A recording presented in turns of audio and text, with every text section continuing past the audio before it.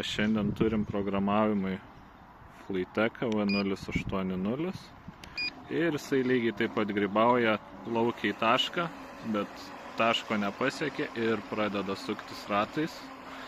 Tai padarysim jam atnaujinimą, susiprogramuosim, kad jisai plauktų tiesiai į tašką. Tai va, matot, atplaukia į tašką ir jisai suka ratais. Aišku, atšaukiam visą šitą ir tuoj matysim, kaip dirba po programavimo.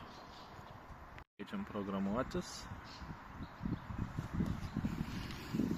ir tuoj bus programuotas. Laivelis po programavimo siunčiam į tą patį tašką ir dabar turėtų atplaukęs sustoti. Nebesisuks ratais. Taip, sustojo. Viskas puikiai veikia. Galim siųst namo. Ką domina šie programavimai, kad negrybautų Flytekai, galit kreiptis.